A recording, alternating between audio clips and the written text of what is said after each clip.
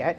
So Jon needs no introduction, but I would like to just mention, right here, we do have his book, which I will be plugging with no shame throughout this little session and throughout the rest of the day.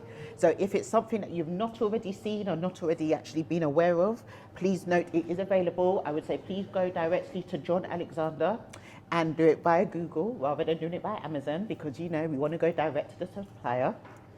Just checking. So do have a little look. Bernie is considering doing a giveaway for one. He's kind of debating on what you need to do in order to be able to be awarded one, but there might be one up for grabs later. So all of you need to be on your best behavior throughout today. I'm expecting questions. I'm expecting excitement. It's going to happen by force. So without any further introduction, I would like to now pass you over to Jon, who's going to tell us a little bit about himself and a bit about how this book came about. Jon. Thanks, Joyce. Lovely to meet you and to be here. And lovely to be here with all of you. I thought, I was going to tell you a bit about myself, but then Bernie was like, white men doing autobiographical stuff. And I was like, that feels a bit crap now. So I'll just give you the very brief version of that, which is that I started my career working in the advertising industry, actually. And my first boss described my job to me by saying, what you've got to remember is the average consumer sees something like 3,000 commercial messages a day. And your job is to cut through that. You've got to make yours the best. And for the first part of my career, I was kind of happy in that because I'd come from a kind of macho, wanted to be a professional athlete vibe. I was like, make mine the best. And then after a little while, I was like, hang on, 3,000 times a day? Like, what? And so my sort of story has been one of asking deeper and deeper questions, really, about what my work was doing in the world. And coming from a place of really going, what are we doing to ourselves when the background noise of our lives is that we are consumers, that's our role in society, and the accompanying set of assumptions that goes with that. And I had a pretty tough time working in the advertising industry asking those questions, as you can probably imagine. Came out the other side and started to ask another question, which is, what would it look like to bring the same kind of creativity and energy that currently goes into flogging stuff to people as consumers into inviting people into their agency as citizens? And over asking those questions for a good while, I actually came to see, to sort of formulate this framework as a bit of a way of understanding the moment in time we're living in. And I think that's probably the main thing I can offer to this conversation today. And I think this idea of a movement that's kind of been building around the world of co-working over the last 40 odd years, maybe more, but has still probably yet to really grow into its full potential in the world. I think we might be in the time, actually, and so to kind of bring this to I want to share with you. I'll jump straight to the framework because I think we should get into the conversation and see where you want to take it, Joyce. And so, but there's two sort of little tools, frameworks that I want to offer you as a way of understanding this moment. The first one is this, which is the kind of core set of ideas that sits at the heart of my work. I talk about this moment in time as being a kind of contest between three stories of the individual in society: subject, consumer, and citizen. And it's probably easiest to kind of introduce it broadly historically. So up until the end of the 19th century, beginning of the 20th, people were something like subjects. The right thing to do was to keep our heads down, do as we're told, get what we're given, on the basis that the God-given few who run society know best, and they'll lead us to the best outcomes for society as a whole. It's the kind of colonial story, it's the paternalistic vibe, it's the command and conquer vibe. That story fell apart, like collapsed in on itself end of the 19th century, beginning of the 20th, because like industrial revolution, rise of the middle class, you just couldn't like sustain that logic anymore. And out of the two world wars, we more or less consciously, more or less deliberately constructed what I call the consumer story. The consumer story says actually the right thing to do is to pursue self-interest on the basis that self-interest will aggregate to collective interest. So it's a story about how the best society results, which is why it's so sticky. But what we're in now is, I believe, the collapse of that story. Just as the subject story fell apart before, I think the consumer story is collapsing now. the idea that self-interest will add up to collective interest. The logic that says that people are selfish individuals who need to have stuff done for them, that their role is to demand and choose, and the role of organisations and leaders is to serve them, just can't hold in this moment in time. You can't solve major collective action, long-term challenges from within a logic of individual self-interest. One of the ways I put this is I think what we have today is a consumer democracy where people's only agency is to choose between the options that are set in front of them and where they're encouraged to make that choice on the basis of individual self-interest. You just can't do it from within that. And the great danger of this time is that as that story collapses, the subject story is rising again, right? Like, we can all see it, and I think we need to call that. Like, fascism is back, right? It properly is. And even the milder forms of it are threatening to kind of take hold. But the opportunity in this time is that also there is another logic that has always been there, that is actually much deeper and more powerful in human history, that I call the Citzen story.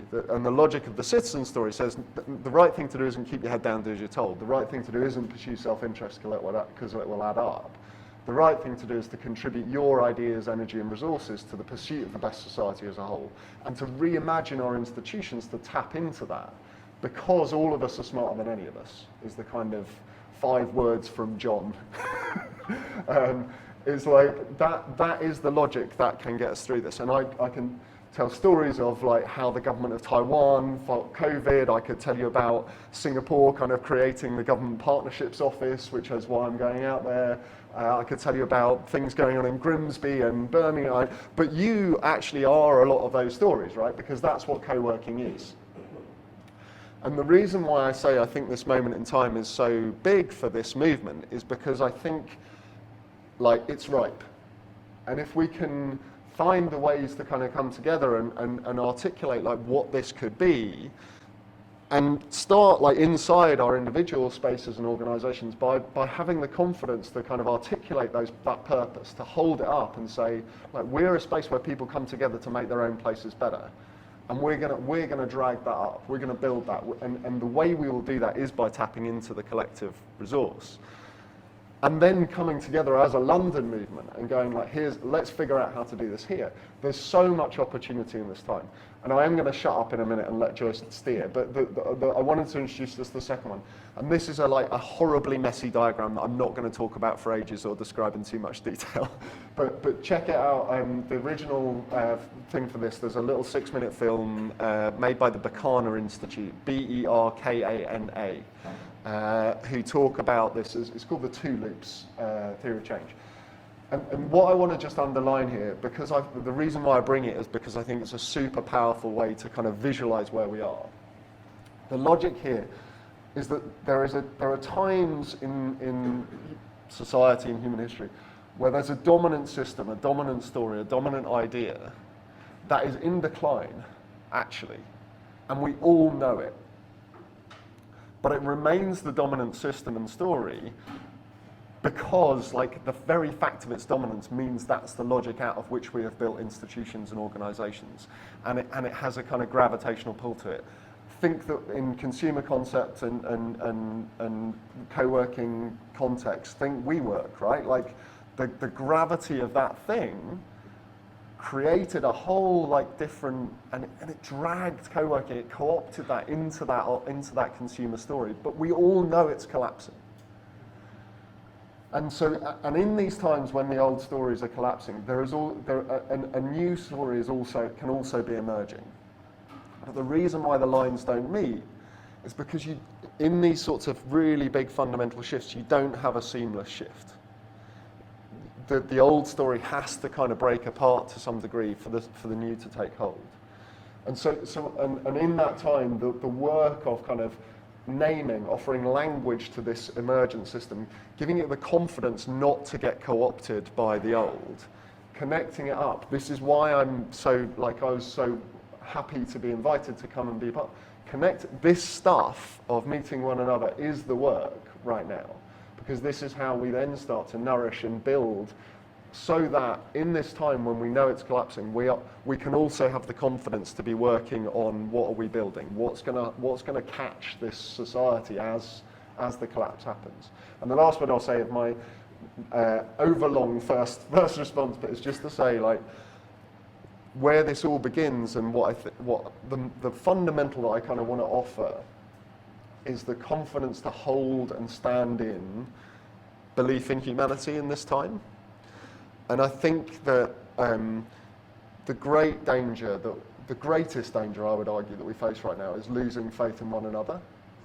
And seeing what's going on around the world and what's happening in our local communities, the fraying edges of this, as evidence that humans are broken, that humans are bad, is super dangerous. And what I hope this work offers, and I think why the book and my ideas have kind of gained a bit of traction, is because what I'm offering people is a way of understanding that yes, something is collapsing. We don't need to pretend that we're not in a dangerous, scary time, but naming what is collapsing as that consumer logic, as that consumer story, rather than as humanity itself, right? And so like I say, I got overexcited. Sorry, Joyce, but I did want to kind of just give you that. And relate it to where we are now. So I hope that's a helpful starting point. Very helpful. Thank you very much. So, I'm going to let you have a little sip of your drink. Thank you. Before I begin with questions, I am going to begin with a few, but I'm very much over to the audience because it is about you, and it is about what would you like to actually hear from Jon, and what would you like to get out of this session. However, I still have a few, so spotlight is on me. So let's enjoy this moment or two. You spoke a lot about impact, community, kind of the local co-working and some of the work that you've been doing previously. You spoke a lot about the kind of Citzen and kind of how that really impacts your book and what the longer term values of that would look like. So how exactly could a Citzen have an impact on the local community, especially the local co-working community? I mean, I think you're probably as good to answer that as me with your role at Islington and all the things you've done. And by the way, like if you're in a local authority, you need to speak to Joyce before the end of the day if you don't know her, because what she's been doing to kind of build the opportunity is huge. I mean, to what any individual citizen can do. So look, I haven't told any stories yet, so I'm going to tell a story, which is one of my favourite organisations and stories is of a gang called East Marsh United in Grimsby, which is like. So East Marsh United started on Rutland Street in the East Marsh of Grimsby, which is on index of multiple deprivation and all those sorts of things, the worst street and the worst neighbourhood in the worst town in the country. And there's a reason why Boris Johnson chose to go there to kind of, on the 2019 election, to sort of ham up. And what happened in Grimsby was that there was a council meeting and this chap called Billy was not going to go because he said, like, that it's just going to be complaints and they don't know how to fix it. And his neighbour said, our mums would have gone. And so Billy was like, all right, screw it, I'll come. Made me feel guilty. And he stood up at that meeting and he said, like, he got so enraged because it was what he thought it was going to be. And he said, I'm going to go out tomorrow night and I'm going to clear one street. And and we don't need these guys to do that for us, we can do that ourselves. If people come with me, then we'll go and have a brew at mine and we'll have a chat after and it'll be fun. 14 people came the next night, 32 2 weeks later, roll forward 5 years, and there's East Marsh United has now formed. They have a fortnightly magazine called The Proud East Martian. They have a space in Freeman Street Market, which is a co-working space, really. They have a 6-monthly arts festival called The Sun and Moon. And last year they ran a £500,000 community share offer. And they bought 12 of the houses on Rutland Street because the big problem is absentee landlords who don't give a crap about the housing and run it into the ground. £500,000 community share offer, enough to buy 12 houses, refit them using good local jobs, let them out as a social landlord, and build and create a sustainable revenue stream for the rest of their operation.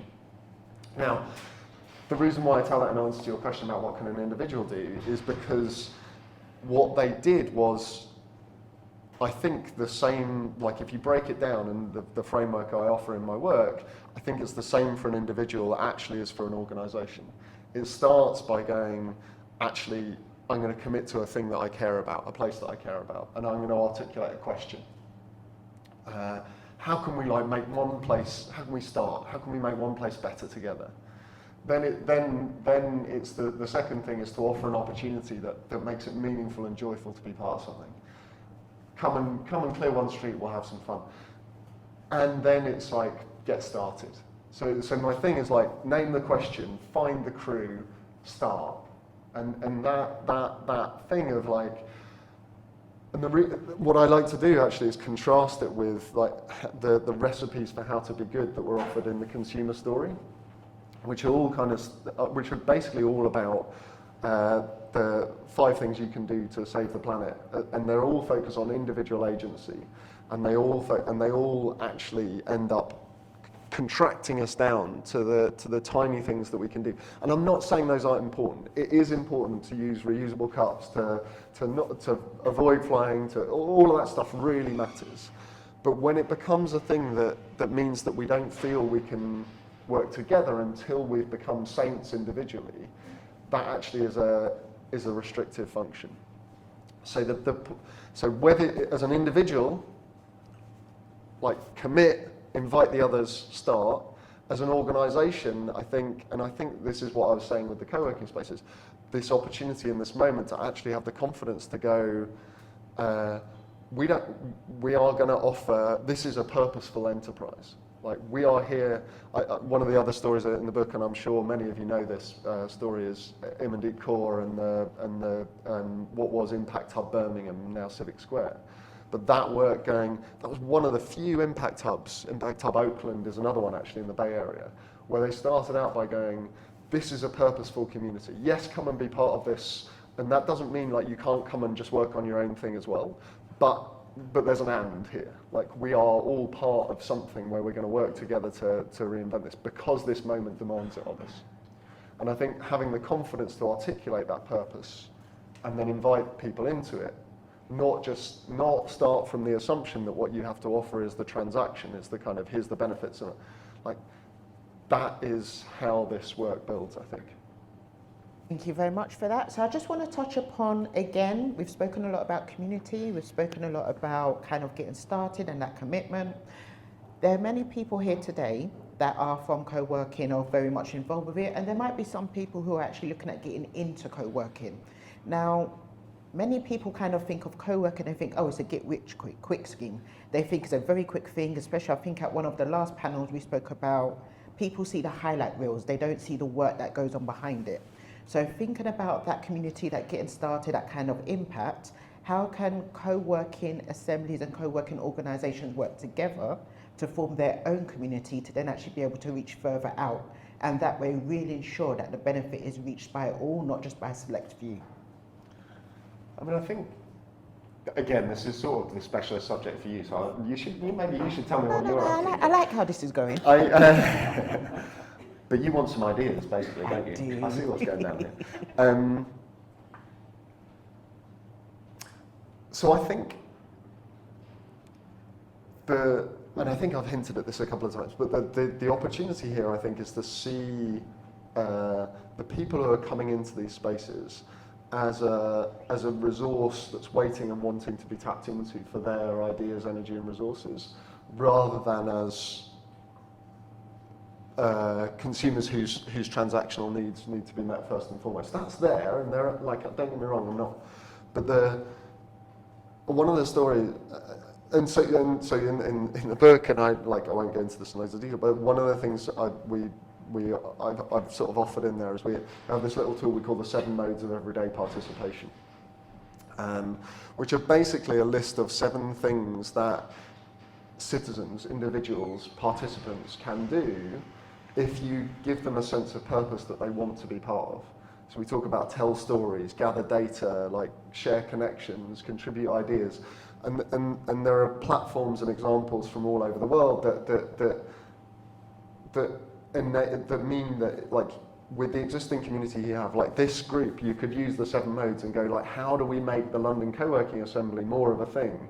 What stories could we all tell of being part of the London Co-working Assembly? What data could we gather that so that we could that members could be sent out together, like a sort of citizen science project? So Stephen was telling me there are 1,350 like co-working spaces in London. Not all members of this assembly, of course, but how would you pull them into it? Maybe by sending out some kind of thing that they could go and gather some data on what their impact was, so you can collectively kind of build. You don't have to gather the data for them. Like make the people who are in this movement the data gatherers, and it's precise, because the point is when you start thinking of people as participants, not as citizens, not consumers. You start by going, what can we invite people to do? What useful contribution can we invite them to make so that they feel like it's meaningful and valuable in a different sense to be part of the community, rather than what benefits can we offer to sort of sell them into it. You start in a different kind of cognitive space. And when you do that, like some people kind of look at me and like, you're a bit of a dreamer, right? Like, and you're being naive and whatever. And the thing I say to them when they say that is one of the most profound moments in the research for the book was I decided to try and understand how one of the most scary participatory things in the world worked. So I went a little way into the QAnon conspiracy theory. And what you have to understand about QAnon is the place it starts and the whole way it's structured is they say, we need you. You have a role here. You've been told for years that you're not of value, that you have nothing to contribute, but we need you. Here's your first task. I don't start by saying, here's a kind of set of consumer benefits. They invite you in. So if you don't lean into this stuff, others will, is really the thing I was underlining. In terms of how do you bring some urgency into it, how do you actually do it? I think, look, this is getting sort of pretty like into the nuts and bolts of how do we actually do this. My thing would be,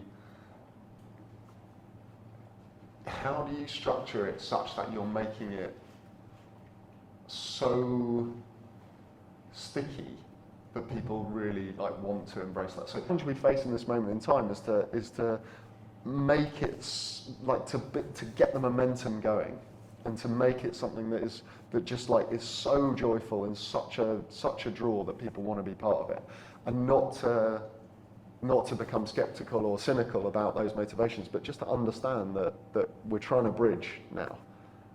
So does that make sense? It's kind of. It does. I'm also going to cheat a little bit, so because I have a lovely one of my operators currently in the building who I wasn't going to pick on, but I also feel that this is a great question. Please introduce yourself, Polly. Hi, Polly. I operate one of the workspaces in Islington. It's called Facework. Yeah, okay, that's better. And we've been running for 7 years nearly, and 5 years as part of Islington's Affordable Workspace strategy. I was going to ask Jon a controversial question. So You can still do that afterwards, that's fine. No, You've got the mic now, dude. You're in charge.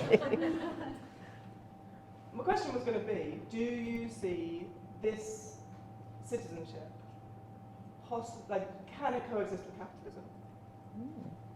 Because I would say that we are an anti-capitalist workspace, and I think that is something which runs quite deep in what we do. We support a lot of projects which really are trying to bring about like systemic economic change, and I agree with you 100% that citizenship, cooperation, creating fulfilled communities, businesses, that is part of it. But where are we going with that? Because I think we have to have radical change at a political level and at an economic level, and by just saying, oh, we can all sort of have,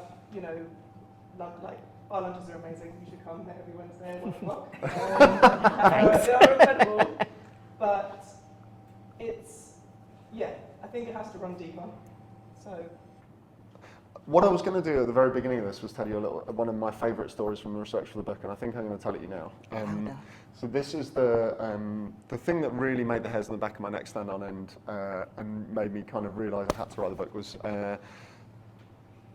when I discovered what was going on in Taiwan in response to the COVID crisis.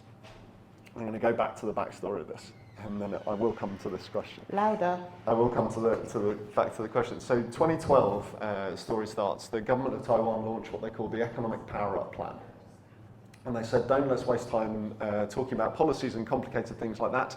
We'll get on with growing the economy and you get on with your lives. That was almost word for word of the TV ads that launched this Economic Power Up Plan. It's a breed of communication I like to call shush little people, just go shopping, right? And it's very, very widespread. But it seemed to go down okay, but then actually a group of hackers originally started to organise, and they called themselves GovZero. And what they were doing was they were building parallel websites to government websites, all with the URLs g0v.tw. And on these sites, they scraped a load of data, they made it available for upvote, downvote, comment. They created conversation menus that you could download and discuss the workings of government around the kitchen table, all of this sort of stuff. And don't get me wrong, it wasn't overnight huge, but it started to build. And then 2014 came, and the government tried to rush through a trade deal with mainland China under the banner of the Economic Power Up Plan. And an Occupy-style protest broke out. The protesters occupied the parliament, and they were using the GovZero tools to discuss the clauses of the trade bill. And the GovZero gang got broadband connection and streamed footage of what the protesters were doing all over the country. And at that point, the critical moment came because the Speaker of the Parliament came under pressure to boot the protesters out. And he didn't. Instead, he said, this is what this space is for. This is what we should be doing here. And he stood by the protesters. He said, like, I promise you that the trade bill will get due scrutiny if you sort of leave. They left, the trade bill got due scrutiny, got thrown out. 6 months later, there were municipal elections all over Taiwan. Candidates were elected who'd stood by the protesters, often from nowhere, like no speeches written, all that kind of thing. In response to that, one of the leaders of the hacker movement became a mentor to a central government minister and started to bring the workings of GovZero into government. And then 2 years on, there was a presidential election, power changed hands, and that person became a minister, was invited to become a minister in their own right. So hacker to mentor to minister is a 4-year career trajectory, it's quite nice. 4 years on, that person then led the Taiwanese COVID response. And they characterised their COVID response by 3 explicitly announced design principles: fast, fun and fair. Literally, I mean, this is the bit where I'm like, you're shitting me. And it's all true. The president gave a speech, and this is where I took some of the language from, where she said, we don't know how to get through this, basically, but we know we'll get through it best if we tap into the ideas, energy and resources of everyone. Quite techie country, GovZero, a big part of it. They set challenge prizes for people to create apps that would track face mask availability, case outbreaks. They set up a kind of participatory self-surveillance was their approach. But they did some low-tech stuff as well. They set up a phone line where any citizen could ring in with ideas for how the country's response could be better. A 6-year-old boy, this is the bit where you'll definitely think I'm lying, but it's true. A 6-year-old boy rang up and said, the kids in my class don't want to wear their face masks because they're pink and they think they're girly. But so you need to do something to make pink face masks cool, and I think you should work with the baseball team. 3 days later, they had half the Taiwanese baseball team, the little boy and the president, on the national televised press conference in pink face masks.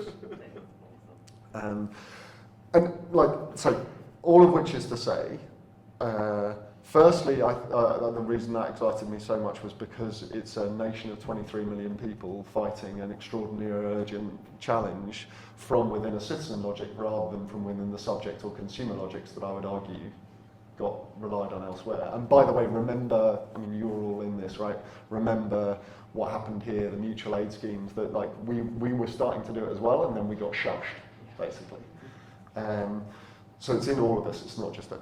But the reason why I tell that story with your question is because when I interviewed a bunch of people around this moment, that moment where the Speaker of the Parliament endorsed the protest, what several of them said to me was, we didn't think he was going to do that, and if he had thrown the protesters, if he could like abandon them, then GovZero would have gone back to being an art project.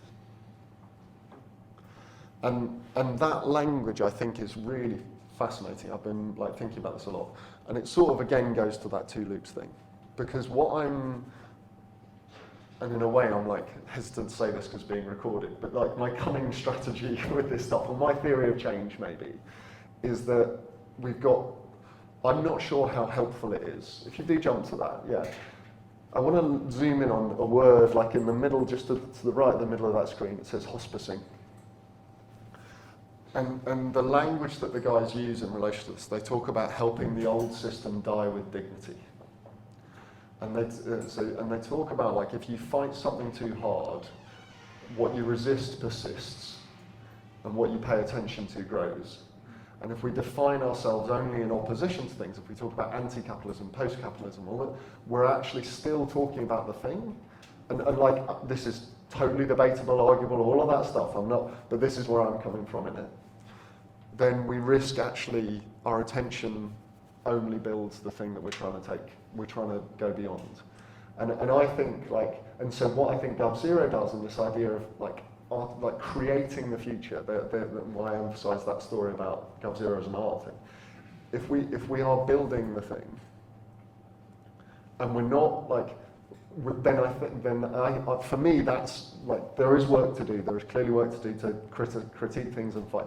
But there is also work to do, and I don't think enough of it is yet being done. And I think the co-working movement is an amazing place to do it, of creating the structures and institutions that can actually go beyond.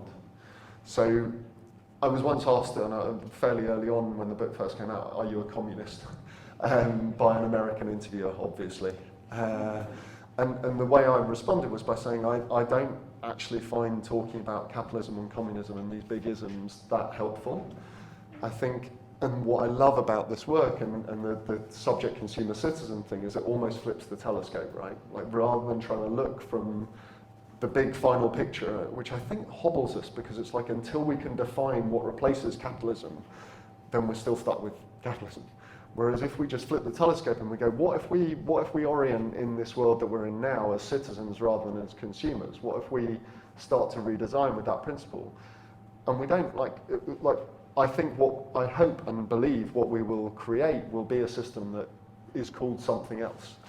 But I don't have to define an antithesis to it, and I don't have to have the answer to that before I begin. I begin from where I am, we begin from where we are, we build something, and then we can look around and see what we've built. So that, hugely arguable, and one that maybe Polly and I will go for a coffee about and fight over, but that's my kind of working answer for now. Thank you very much. Conscious of time, so I'm going to take 2 more questions. I've got a very basic one. Can you define citizen and the responsibility of citizen? Just to repeat her question, so for those who didn't hear, she asked, can you define a citizen and the responsibility of one? Yes. So there's a really important distinction that sits at the heart of this work, which is to distinguish between citizenship as practice and citizenship as status. And I think one of the things that the consumer story has done to the concept of citizenship is to turn it into a legal status, a possession that you hold. And a possession actually that in many cases can be bought and sold, right? Like golden passports, that kind of thing. And that is not the citizenship that I'm talking about. The citizenship that I'm talking about is a practice, an orientation to the world. It's more like a verb than a noun. If you want to check out, there's a wonderful podcast hosted by a guy called Baratunde Thurston in the States called How to Citizen, where he actually uses citizen as a verb. And the definition I would offer is a citizen is someone who sees themselves and others as collaborative, creative, caring creatures who can and want to shape the world for the better, and creates and steps into their responsibility to be part of that, and creates the opportunities for others to do the same. Thank you. Just before I move on to the final question, could I ask you to repeat the name of that podcaster? I saw a few people bring their phones out to type it down. So could you just say it one more time? Sure. Baratunde, so Baratunde. Baratunde. And I'm working with those guys in the US at the moment around a kind of a campaign that might sort of try and reframe what's going on in the US this year, less as a kind of contest between 2 old white men to start World War III, and more as a kind of year of opportunities to citizen. So yeah. Thank you. One final question, please. Oh, yes. Lady in the lovely pink. However, how do I get the mic over to you? Do you want to come up? I can just shout. Sure. I'm Thank you. very loud voice anyway. First of all, sorry for being late because this is so incredible. I'm making lots of notes. Following up to what you just said about the election, I wonder if you were to advise the forthcoming president in the US or the forthcoming government in the UK to adopt one thing to increase kind of citizen engagement and community cohesion, what would it be in a year of like big elections? Okay, so actually, there's a really cool thing just been published today called the Ministry of Imagination. So a guy called Rob Hopkins, so actually you can put all these recommendations together. Rob Baratunde and I did a podcast episode together. Rob had a podcast called From What Is to What If. No, the book was called What Is to What If. The podcast is called From What If to What Next. And Baratunde and I did a conversation with him, which I really enjoyed. But what Rob was building was a set of policy ideas that he's now published as the Ministry of Imagination. So 600 odd ideas for like what could transform our societies. And I actually had 3 suggestions, so if I may. So my starting points, and these are also in the book, were basically the question I would ask is how can we put more and more meaningful power in more people's hands? Because that, I believe, like so many of the worst things that are happening are because people have been denied power and are fighting and are angry and raging. And the more meaningful power you actually put in people's hands, the more responsibly they act. So the 3 suggestions I had in response to that question kind of ramp up the scale. So the first is some like guaranteed income. Basic income, I think, is and there's a wonderful book coming that's challenging my thinking on this to expand a little bit. A woman called Natalie Foster, who runs the Economic Security Project in the US, has a book called The Guarantee coming out really soon, where she talks about a much broader idea of a kind of social guarantee. But basic income, because no one is able to be a citizen, no one is able to participate really unless they at least feel safe to some degree. The second, I think, is meaningful devolution, which isn't super sexy, but like, and I hope we'll get a little round of applause from Joyce in a minute. But like, and the think tank New Local, I would really recommend their work on this. They've done some really good stuff. But like, UK in particular is so crazy centralised, and that means that power is so far away from people. And then the third is deliberative institutions, deliberative and participatory institutions at all levels. I helped found an organisation called Democracy Next last year, which is really a group of the people who've been right at the heart of the Citizens' Assembly and participatory democracy movements around the world. And I think that this mechanic of, if you don't know about Citizens' Assemblies, but like randomly selected representative samples of a population brought together to deliberate and make recommendations as a kind of complementary or even in some cases a replacement structure to government is super powerful. One of my favourite examples around the world, the city of Paris now has a standing Citizens' Assembly as part of its governance structure. Not many people even know about this outside of France, but it's huge. Paris Citizens Council, 100 randomly selected people, representative of the city population on all key demographics, including refugees and migrants in the calculation, that has a triple remit, firstly to hold the elected council to account, secondly to commission up to 4 citizens' inquiries every year, where the randomly selected groups will then inquire into a key issue, and finally to decide the theme for 100 million euros a year of participatory budgeting. So those 3, basic income so everyone's got something to stand on, meaningful devolution so power's closer to us, and then random selection, deliberative and participatory institutions so actually people are meaningfully citizens, not just what I would call consumers as voters. It's just another consumption decision actually. It's not wrong, but it's super minimal, and people are quite right that it's not meaningful power. So yeah, that's my spin. Thank you very much. So we are going to bring this session to a close. Before I do, I just want to remind you all that you're all experts in this room, experts in some area or other. There should be absolutely no conversations about the weather. Bernie made that very clear to me yesterday. So you can talk about Joyce will come absolutely round and back anything you over else. the head. I really will. No weather talk. There is so much opportunity and skills to talk about and to share today in terms of how you can actually work together, the partnerships and that collaboration. I am very much hoping that you all enjoy the workshops that Bernie, I'm sure, will talk about in a moment. That's coming up next. But I very much would like to... Can I just say one last thing, sorry, before Wait, how long would this one last thing Like take? super short. Okay, go for it. Which is just to say, like, that, like, what would a London, I'd almost put the question back to you, but to collectively, like, what would the London Co-working Assembly ask of the new incoming mayor? Like, what's your collective voice to that? And I mean, some of the stuff that you've got in Islington as structural policies might be a really good starting point for that, like an allocation of any new office space to whatever, but like, you've also talked about some of the challenges, but what's, like, if we believe that this is a moment when things are ripe, how do we, like, really, like, step into that moment with confidence and purpose? And that is what you'll be discussing in your workshops. Thank you, John, very much.